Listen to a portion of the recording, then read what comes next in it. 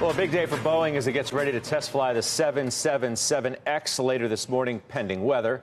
Boeing CEO this week said he's certain the 737 MAX will fly again.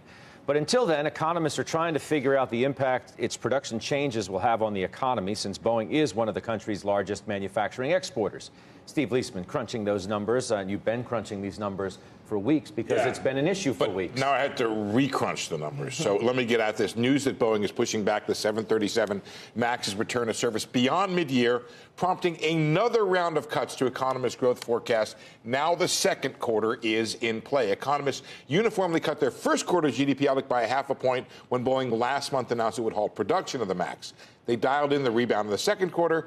Now they've been forced to take out the eraser again and take 0.5 point off the second quarter and push it into the third. This is the forecast of just one economist, Action Economics. They do a fabulous job of tracking the high-frequency data. So what happened? They took out the 0.5 point for the first quarter, and they had put it into the second quarter. Now they got to take it out of the second quarter, and they put the rebound into the third quarter. That's what some folks on the street. You can see the fall off in civilian aircraft deliveries here in the data in 2018. This is manufacturing shipments of non-defense aircraft. This data feeds directly into GDP, and it has a big impact when it happens in a single quarter. Now, some economists, they're skeptical of Boeing's pronouncements. They never built in the rebound, so they don't have to make a change. Talked to Mike Ferroli from J.P. Morgan yesterday. He says we've been holding off on where we put the bounce back until we have a tangible sense of when it will occur. Of course, GDP doesn't capture all the impact. Spirit Airways, they make the fuselages for the MAX. They announced they'd lay off 2,800 workers. Boeing has said it will not lay off workers. And new CEO David Calhoun said this week production of the MAX would begin months before delivery start. Trouble for economists and investors alike. The next time Boeing beats or meets a deadline for the return of service for the plane will be the first time. I mean, crazy the impact. Crazy that it's not bouncing back more, given how much it's checking off 2 quarters worth of 0.5%. Well, it's the same 0.5%, right? That doesn't come back, but it's amazing. First of all,